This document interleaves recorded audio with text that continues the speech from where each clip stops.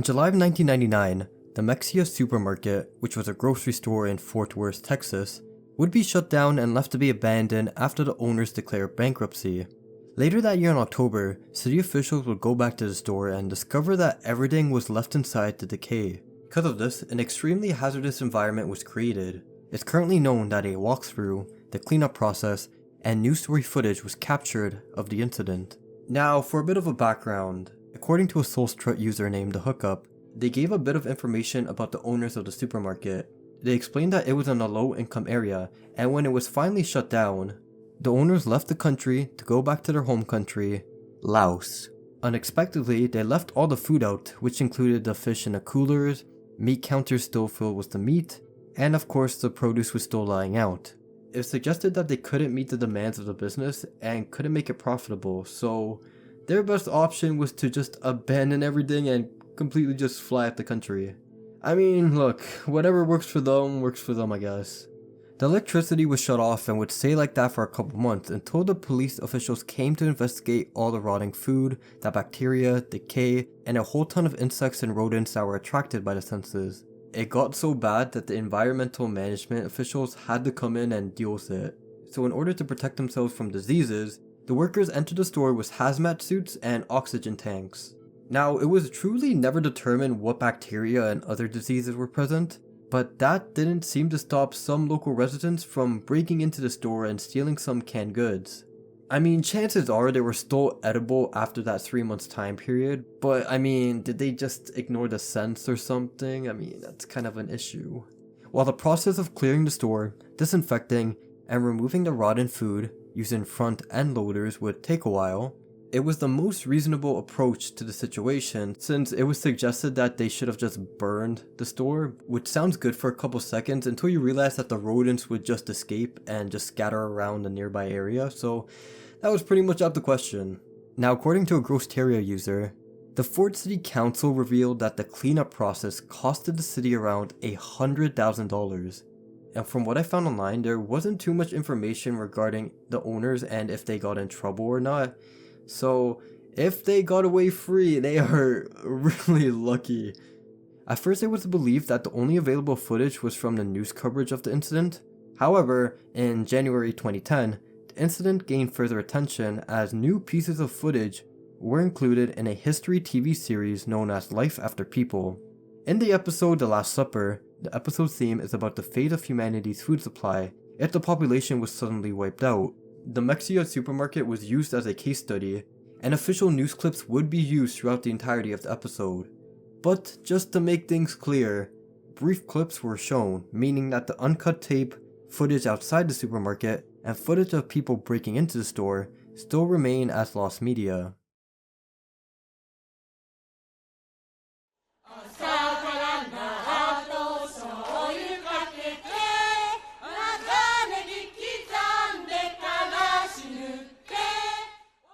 Without context, this play seems completely normal, but as we go deeper into the setting and meaning behind it, and whoever was running this was trying to accomplish, you might start second guessing their motives. Kenshōkai is a Buddhist group based in Saitama City, Japan, that was founded in 1957. What made this group different was that they often had staged plays as a form of entertainment, or at least that's what they referred to it as. Some of these shows included characters from Anpanman, Pokemon, and Chorky Sentai or Ranger. Group's recording would become mainstream on October 17, 2015, after a video recording of one of their stage performances was posted on Nico Nico, a Japanese video sharing website. In this specific play, they used characters from a manga series known as Darumon. Looking through the available footage, this was a common theme, as they would use popular manga and anime characters to appeal to a younger audience. But why would they appeal to a younger audience? As it turned out, well, to keep things blunt, Kenshōkai is a doomsday religious cult that's known for spreading missionary activities and dangerous ideologies to Japanese children. What makes them intimidating is that they have attained more than 2 million members since the cult's creation, and that number will only continue to rise up. The present chairman of the organization, Aki Asai, has the overall goal to convert all of Japan into their Buddhist sect in order to prevent the further downfall of Japan. And based off the readings from online, this entire group is anti-China, as they believe when the doomsday finally arrives, China will invade them somehow and put them to their misery. Yeah, I'm not too sure either. I don't know. Or maybe I'm just unaware of the whole Japan and China situation. Just let me know in the comments because I don't really know too much of their conflict. There's even been reports of how they tried to recruit people or to get them to join a session, and it just proves that they aren't in these people's best interests. For example, this report states that 3 members were arrested for abducting a college student they met at a game center in Atsugi City.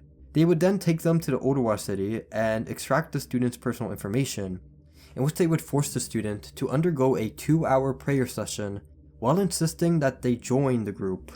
Another case involves 3 members of the group assaulting a man who refused to join. Another example shows 2 members admitting and were charged with keeping an individual in confinement because they, once again, denied joining. And they have even gone as far as kidnapping children. So that just shows that they really don't care on what they're doing.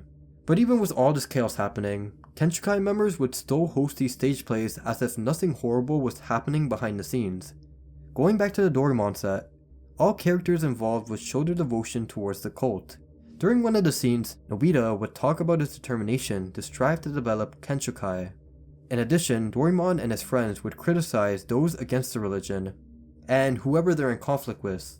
An example of this is Sasuko Ikeda, who is a president of another famous Japanese religion organization. As of now, there are currently only a small handful of clips showcasing 3 different plays. This includes Boys Club Part 2, The Girls Club Part 2, and The Girls Club Part 1, which has received the most attention. To give more context surrounding the performance, a blog written by a general leader of the women's division has been discovered. They explain that they were part of the women's club training camp and remember watching the Ant-Man show. At the end of every show, they recall someone playing the role of Dasaku Ikeda, who once again was considered to be an enemy to the cult. And in the end, they would be defeated by Ant-Man. It was essentially being brainwashed to them that Ikeda was the bad guy and that they should show absolutely no respect to him. They also remember having to memorize a song titled Ai no Saka, and having to perform it to Akai Asai since it was his favorite song. As you can tell, looks can be deceiving, and this is a prime example of that. Who knows what other pieces of footage haven't been discovered yet. The Jeff the Killer original image. This topic has been in discussion since forever, and it's only getting more and more popular with how many videos are made on it. There's so many leads popping up every other month, and of course, the $11,000 bounty. The most recent theory or lead surrounding the image so far was suggested on April 28th this year, when online persona Eat Roskin discovered a woman on a Japanese image board, known as Gazabox.com, that went by the name of Mariko.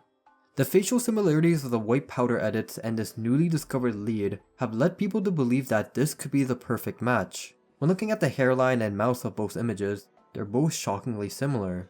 It was also determined that the woman was also popular online, but with her popularity, she did receive a ton of harassment, which seems to be a recurring theme in most of these previous findings. The earliest known mention of Mariko dates all the way back to April 14th, 2004, on a 2chan thread. The thread showcased images and videos that were operated by her supposed boyfriend, Suzakumuru, who was also popular on the internet. The images and videos were documented as a form of a diet diary, since Mariko was on a weight loss journey at the time. In order to promote her images, Suzakumuru would promote the URLs on numerous websites and threads. This itself caused controversy and harassment as people would take the pictures of Mariko and edit them. But I'm not just saying that they made memes out of her, they pretty much slandered her by putting pictures of herself onto other people's bodies pretending that it was her, and it just got out of control really quickly. During this time, it was suggested that maybe Mariko and Suzakumuru weren't in the best relationship, and that he was just posting about her to gain some profit off of the traffic. All pages containing their identity were also reported, and Sazu would take the page down on May 20th, 2004. The final theory that comes out from all of this is that the Jeff the Killer image we know was actually an edited version of one of Mariko's pictures that were archived. However, with everything stated, this is all speculation and the picture could still be out there. Mistuharu Misawa was a Japanese pro wrestler who made his professional debut on August 21st, 1981 for the All Japan Pro Wrestling League. Despite not having the greatest start as he would lose his first 17 consecutive matches, he he would finally become victorious on October 9th, 1981 in a tag match with fellow wrestler Mitsu Momota. It wouldn't take that long for him to finally start getting some hardware and recognition, as on April 5th, 1984, Misawa would win his first major single championship match. For the next decade, Mistuharu would compete in tag team competitions and partnered with other notable wrestlers such as Kenta Kobashi from 1993 to 1995 and Jun Akiyama from 1996 to 1998. During his final years in an All Japan Pro Wrestling promotion, Mistuharu had already become a promoter and company president for the league, but it was during this time in the early 2000s that the league wasn't looking too good. Throughout May and June 2000, an event known as the All Japan Pro Wrestling Mass Exodus Incident would occur. Incident involved 24 of the 26 contracted native wrestlers leaving the promotion due to contract issues and controversies surrounding the league. But this wasn't necessarily the end of their careers, as 2 months later in August 2000, Mistuharu would establish his own league known as Pro Wrestling Noah that caught widespread attention quickly. However, even with the fast success, the league would soon face tough hardships due to many of the league's most recognized wrestlers taking time off because of injuries, and just an overall decline of health. One of the biggest stars, Kobashi, had to leave the league in 2006 due to cancer treatment, and this took a huge toll for everyone. Not only were Mitsuharu's acquaintances suffering from health issues, but he was also dealing with his own problems. He began fighting nearly 25 years ago, before his own company began to fall apart, and he had faced a ton of injuries and required countless amounts of surgeries. It was even reported that after Kobashi left, Mitsuharu had to fight on a full-time schedule for the first time in a while. Eventually, all the injuries caught up to him, and Mitsuharu would face his final match on June 13, 2009.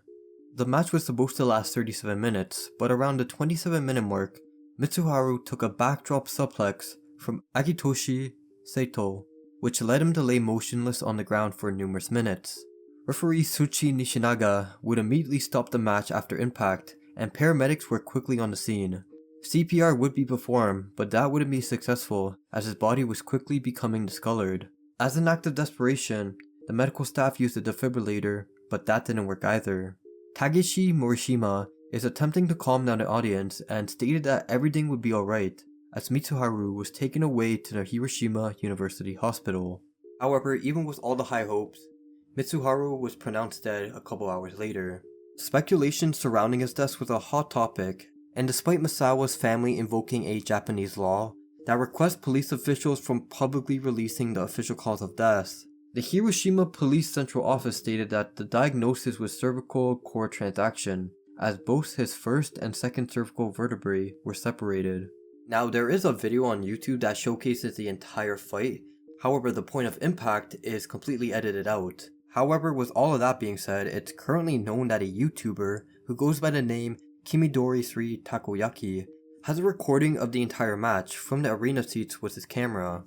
Looking at his channel, he does have a couple clips of the fight, but he has simply refused to reveal it to the public out of respect for Mistuharu Misawa and his family. Just to clarify, I have talked about this lost media case before in a different video, but after randomly rewatching it like a week ago, I realized that I did make a couple mistakes. And I left out some points, which I'm not sure why I left them off in the original video, but this is going to be like an updated and better version, so hopefully you guys enjoy. So, this is Mark Steele. If you do a quick search on him, you'll see numerous articles written about his motives and some of the current controversies surrounding his name. But that's not what we're here for. Only looking at this side of him wouldn't reveal his sinister backstory. Looking through some old news reports, Mark Steele was involved in a shooting conviction back in September of 1993. The victim was Nicola Lumsden, and the incident took place in a local pub in Newcastle upon Tyne, England. At the time, Nicola was celebrating her 19th birthday with her best friend Tammy Diamondson. On that same night, Mark Steele was working at the pub as a bouncer. Everything was going smoothly that night until Mark was encountered by a group of drug dealers outside. It should be mentioned that he carried a semi-automatic pistol, and for every shift that he had, he always wore body armor. After already at the pub for a couple hours, Nicola and her friend decided to leave at the same time Mark was dealing with a car clash in the parking lot between a customer and another bouncer. Reportedly, what started the conflict was that these individuals wanted to bring drugs into the pub, but as expected, that wasn't gonna work. The argument became even worse, and in order to scare off those involved, Mark pulled out his pistol and shot a warning shot. Unfortunately, Nicole Lumsden was caught in the caught fire as she was walking towards the parking lot and suffered severely. Mark quickly noticed his brutal mistake and immediately fled the scene. Upon arriving at the hospital, the doctors did a quick x-ray and noticed that the bullet was lodged behind her ear. After a ton of tests and planning on how they were going to get rid of the bullet, they decided it was far too risky to remove it, and so they didn't. At this point, it was assumed that she wasn't going to survive the night, but miraculously, she managed to pull through. While the doctors did explain that she would stay alive, they also said that she would be in a permanent vegetative state. On the other hand, Mark Steele felt devastated about his actions and even attempted by slitting his wrist. For a couple months, Mark Steele was under investigation after multiple witnesses explained the whole situation that night. Now fast forward to February 21st, 1994.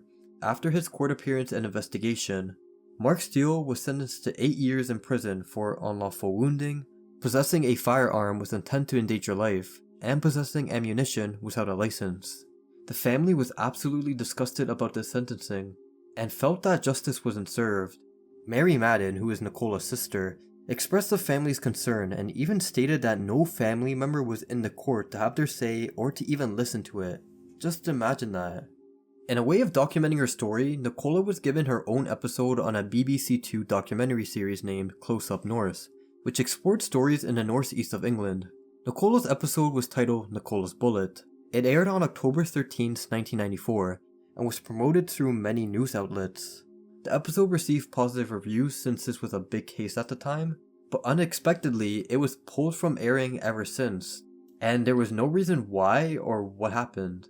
Looking at Nicola today, 30 years after the incident, there's not too much information about her, but I will say that there was an interview that explained her thoughts that night. The only thing she recalled is the doctors telling her that she wouldn't survive and will remain vegetative for the rest of her life. This wasn't an option for her, and so she wanted to prove them wrong. One of the hardships she faced was learning tasks such as walking, talking, or even feeding herself, as they were daily struggles. The only part of her body she could move was her left arm at the time. Moving into a rehab center was the first part of her recovery, but thankfully she would start to gain fast progress. Just a month after the incident, she was able to speak again, and this is pretty cute, but her first words were, "I love my mom." Learning to walk was the next step, and just after 5 months she was back again on her own feet walking out of the rehab center. Experiencing this event caused her to have constant black moods from time to time, psychological trauma, and she's dealt with both physical and mental impairments. Now, despite all of this and how unfair the situation was, Nicola explained that she was just in the wrong place at the wrong time. It could have happened to anyone. But let's not forget about Mark Steele. The only received 8 years for his crime is beyond questionable. He's currently free and, as stated before, has been part of online controversies. It's believed that he's done his best to clear his name and history from the internet, but there have been cases where he's been called out about his past. He's a prominent member in the anti-5G movement on Facebook, and a person who went by the name Annie-Logical called him out on it. In response to that, she was branded as a deluded nutcase and a witch.